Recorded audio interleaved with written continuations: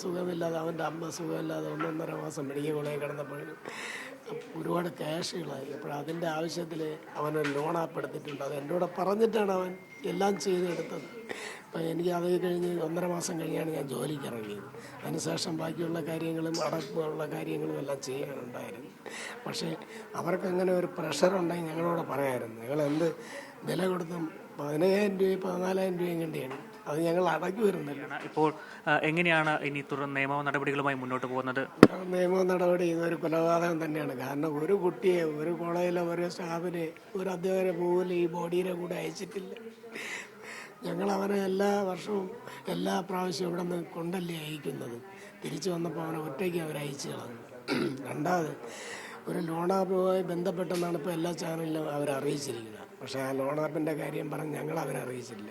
ഞങ്ങളെ വീട്ടിൽ പറഞ്ഞിട്ട് എൻ്റെ ഭാര്യ സുഖമില്ലാതെ, അവൻ്റെ അമ്മ സുഖമില്ലാതെ 1.5 മാസം മെഡിക്കൽ കോളേജിൽ കിടന്നപ്പോഴും ഒരുപാട് ക്യാഷുകളായി. അപ്പോൾ അതിൻ്റെ ആവശ്യത്തിൽ അവനൊരു ലോൺ ആപ്പ് എടുത്തിട്ടുണ്ട്. അത് എൻ്റെ കൂടെ പറഞ്ഞിട്ടാണ് അവൻ എല്ലാം ചെയ്തെടുത്തത്. അപ്പം എനിക്ക് അത് കഴിഞ്ഞ് 1.5 മാസം കഴിഞ്ഞാണ് ഞാൻ ജോലിക്ക് ഇറങ്ങിയത്. അതിനുശേഷം ബാക്കിയുള്ള കാര്യങ്ങളും അടക്കമുള്ള കാര്യങ്ങളും എല്ലാം ചെയ്യാനുണ്ടായിരുന്നു.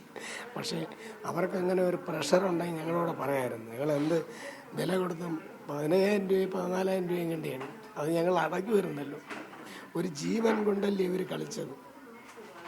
ഇപ്പം DGPക്ക് പരാതി ഗവർണറെ കാണുന്നുണ്ടോ? എങ്ങനെയാണ്? ഇന്നലെ ബഹുമാനപ്പെട്ട കേന്ദ്രമന്ത്രി സുരേഷ് ഗോപി സാർ ഇവിടെ വന്നിരുന്നു. അപ്പോൾ അദ്ദേഹം പറഞ്ഞു ഗവർണറെ കണ്ട് കാര്യങ്ങൾ സംസാരിച്ചിട്ട് ബാക്കി ഡീറ്റെയിലുകൾ തീരുമാനിക്കും, പറ്റുമെങ്കിൽ ഗവർണറുടെ വരുമെന്ന് പറഞ്ഞിട്ടുണ്ട്. DGPയെ കണ്ട് നേരിട്ട് വേറെ പരാതി കൊടുക്കുന്നുണ്ടോ? DGPയെ കണ്ടും പരാതി കൊടുക്കുന്നു. കാരണം നിതിൻ നേരിട്ട പോലെ ജാതീയധിക്ഷേപമോ അവൻ നേരിട്ടതുപോലെ ഈ ദുരൂഹതകളോ ഒന്നും ഇനി ഒരു വിദ്യാർത്ഥിക്കും ആ മെഡിക്കൽ കോളേജിൽ ഉണ്ടാവില്ല.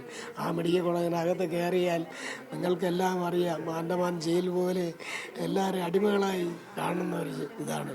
അതിൻ്റെ ഫ്രണ്ടും മെഡിക്കൽ കോളേജും എല്ലാം തുറന്ന ഇതാണ്. അവിടെ ചെല്ലുമ്പോൾ ഡെന്തൽ കോളേജിൻ്റെ അതുവരെ, മെഡിക്കൽ കോളേജിൻ്റെ അതുവരെ നല്ല അന്തരീക്ഷവും ചുറ്റുപാടുമാണ് നമ്മളൊന്ന് കാണുമ്പോൾ. പുറമേ നോക്കുമ്പോഴും അങ്ങനെയാണ്. പക്ഷേ ഹോസ്റ്റലിലോട്ട് അങ്ങോട്ടെല്ലാം കൊള്ളക്കാരന്മാരെയും കള്ളക്കടത്തുകാരും ഒരു സംഘം പോലെ അവിടെ എന്ത് നടന്നാലും വെളിയെ അറിയില്ല. അങ്ങനെയുള്ള ഒരു കെട്ടിടത്തിൽ നിന്നാണ് എൻ്റെ മോനെ കൊന്നത്. എൻ്റെ മോൻ മരിച്ചിട്ട് ഇവിടെ ഒരു മുറിവും ഇവിടെ കണ്ട് പോറൽ മാത്രമേ ഉള്ളൂ മുഖത്ത്.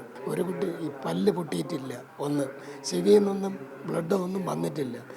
അപ്പോൾ ആവശ്യമില്ലാത്ത വേറൊരു മുറിവുമില്ല. അപ്പോഴവനെ മനഃപൂർവ്വം കൊന്നുകൊണ്ടിട്ടാണ് സ്റ്റെയർ കേസിലേക്ക് ഓടിച്ച് കയറ്റിയെന്ന് CCTVയിൽ പറയുന്നുണ്ട്. അതൊക്കെ അവർ മനഃപൂർവ്വം എല്ലാം ചെയ്യാൻ വേണ്ടി ചെയ്തതാണ്.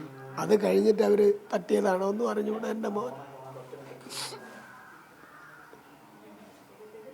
ഇനിയിപ്പം ഇപ്പോൾ പോലീസ് അന്വേഷണം ഭാഗമായിട്ട് പ്രത്യേക അന്വേഷണ സംഘം രൂപീകരിച്ചു. അവരെന്തെങ്കിലും ബന്ധപ്പെട്ടിരുന്നോ കുടുംബത്തെ? അല്ല, അത് ബന്ധപ്പെട്ടിട്ടില്ല. അവരന്വേഷണ സംഘം രൂപീകരിച്ചെന്നറിഞ്ഞു. പിന്നെ ബാക്കിയുള്ള കാര്യങ്ങൾ നമ്മളെ അറിയിക്കുമെന്നും പറഞ്ഞു. എന്തായിരുന്നാലും എൻ്റെ മോന് നീതി കിട്ടണം, നീതി കിട്ടിയേ പറ്റുള്ളൂ. കാരണം അവിടെ വിദ്യാർത്ഥികളിൽ നിന്ന് നമുക്കൊരു മൊഴി അവർ തരില്ല. കാരണം അവരവരുടെ ഭാവിയാണ്. 5 വർഷം കഴിഞ്ഞ് അവർ ഡോക്ടറായി പുറത്ത് ഒരാളാണ്. അപ്പോഴവർ അച്ഛനും അമ്മയൊക്കെ അവരോട് പറയണേ, നിങ്ങൾ ആവശ്യമില്ലാത്ത കേസിനെന്ന് പറയെങ്കിലും നിങ്ങൾ കണ്ടില്ല കേട്ടില്ല എന്ന് പറയണം. ചില മാതാപിതാക്കളൊക്കെ അങ്ങനെ പറയും. കാരണം നിങ്ങൾ ഡോക്ടറായിട്ട് ഇത്രയും പൈസകളൊക്കെ കൊടുത്ത് പഠിക്കണമല്ലേ, അതുകൊണ്ട് ആ പ്രഷർ ഉണ്ടായതുകൊണ്ട് എൻ്റെ മോൻ്റെ അനുകൂലമായി ഒന്നും അവരിതുവരെയും പറഞ്ഞിട്ടില്ല. പക്ഷേ അവർക്ക് പല കാര്യങ്ങളും അറിയാം. എല്ലാ വിളിക്കും കുറേ അവൻ പറഞ്ഞു, അച്ഛാ എനിക്ക് കുറേ പെൺസുഹൃത്തുക്കളുണ്ട്, അവർക്ക് എല്ലാ കാര്യങ്ങളും അറിയാം. എന്നോട് ഭയങ്കര കാര്യങ്ങളാണ്. കാരണം നല്ല പഠിക്കണമുണ്ട്, കുറച്ച് പയ്യന്മാരുമുണ്ട്. പക്ഷെ കൂടുതലും പെൺസുഹൃത്തുക്കളാണെന്ന് പറയും.